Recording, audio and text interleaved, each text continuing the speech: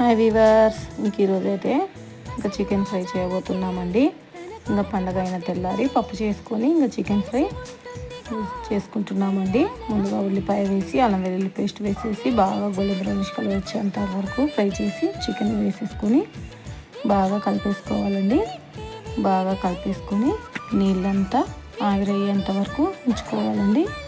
ఒక 1/2 tea spoon పసుపు, కారం, ఉప్పు తర్వాత వేసుకుందామండి.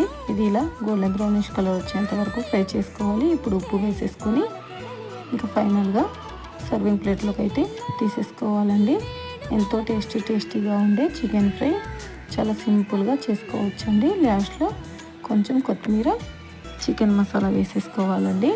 పప్పులోకి, పచ్చడిలోకి, దేంట్లోకైనా సరే చాలా ఎమ్మీగా సూపర్గా ఉంటుంది. మీకు కూడా నచ్చితే లైక్ చేయండి, ఎలా ఉందో కామెంట్ చేయండి.